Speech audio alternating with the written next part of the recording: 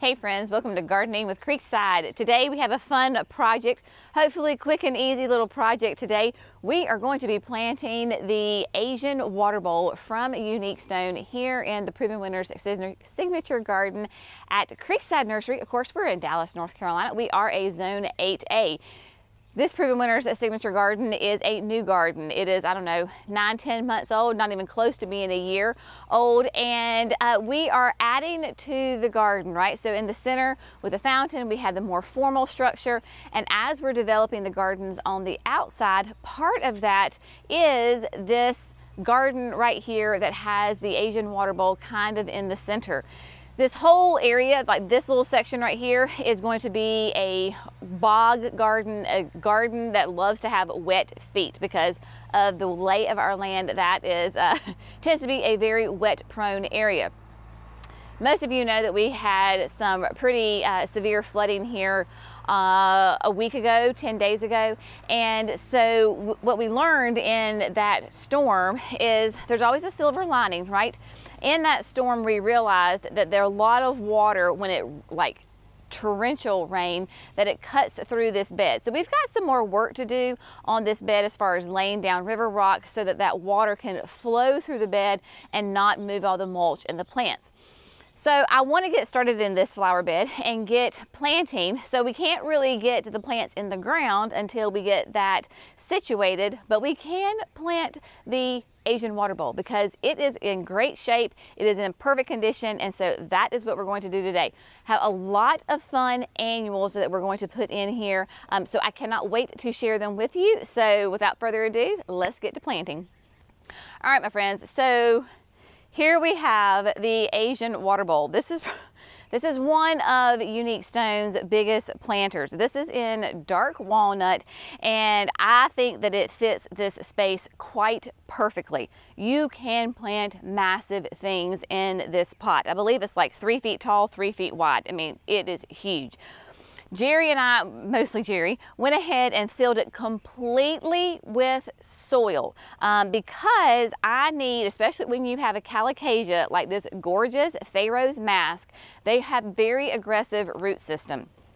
We have a long growing period here in North Carolina, and I don't want to have to be out here watering it every single day. So when you have a large pot and you're going to really fill it full of plants, I know it's a bit of an investment up front with using all the potting soil, but it makes a huge difference in the long run. Now, by filling it completely full of potting soil, that may mean come the fall or whenever it is that we switch these plants out, maybe I don't have to empty it completely. The root systems of these plants will let me know. We used one of our professional mixes in here, so there was no fertilizer, no nothing. Like it is just straight potting mix.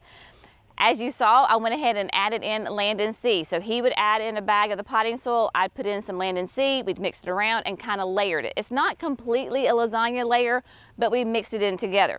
Because there is no fertilizer in here, of course, I will be using my Biotone starter fertilizer and then the Proven Winners time release fertilizer as well. Because food equals flowers. You've got to feed your plants, people. You want gorgeous plants, you've got to give them food. Now, what kind of plants are we going to use today? Well, I am so glad you asked. Let me tell you. Here in the centerpiece, as I have already stated, we are going to use the Pharaoh's mask. Now, this is such a fun, unique calicasia. It is has really neat veining in the leaves.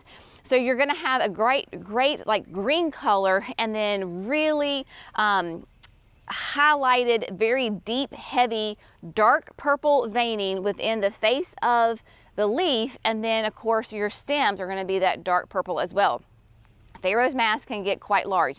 It can get 5 feet tall, which is what I need in this bowl in this space. And then we'll see how wide it gets as well. It is already starting to send up little side shoots, so that's very promising on the size of how it's going to grow. It's hardy in zones 8 to 11. We're in 8A. I'm honestly going to just kind of treat it as an annual because I just have a sneaky suspicion that maybe it won't overwinter. If you want it to overwinter, keep it in a pot, maybe not the size of this pot, and then you could like bring it indoors for the winter time, or maybe you just heavily mulch it in the winter if you're planting it in the landscape. It prefers kind of like morning sun, filtered like sun, break in the afternoon, which will be perfect here because the sun sets this way, and all of my gorgeous mature trees will give this a break in the hot afternoon sun. This will not be on drip irrigation. This will have to be hand watered. So this is most definitely going to be our thriller. Then we're going to go with some great Proven Winners annuals, because this is, after all, the Proven Winners signature garden. So we have the ever beloved Diamond Frost. Now in this container, because it is the dark walnut, I want to have some white in here. I want to have a brightness to the pot. So we've got Diamond Frost. The idea is that I'm basically going to encircle Pharaoh's Mask with the Diamond Frost. Diamond Frost, of course, is really light, really airy, and it is going to intermingle. We'll have a side shoot, of Pharaoh's Mask coming up. We will also have some gorgeous petunias in here.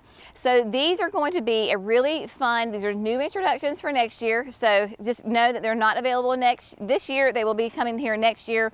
So then we're going to have this great purple petunia that has a light, kind of a white center in the eye.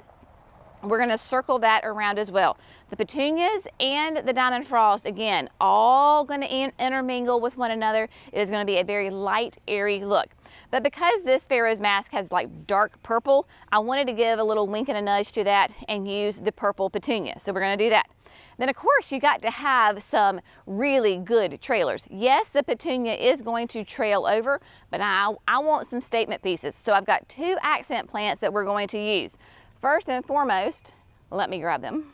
The two accent plants we're going to use. You know how much I love some sweet potato vine. So this is one of my favorite sweet potato vines. This is the Sweet Caroline Bewitched Green with Envy. It has a bit of a wider leaf to it. It's a little bit of a different leaf. It has a great mounding but yet trailing habit to it. And then that chartreuse color right here next to that dark Asian water bowl is going to be gorgeous. So we're going to intermingle that. And then for an extra pop of wow, we're going to use the Wojo's Gem.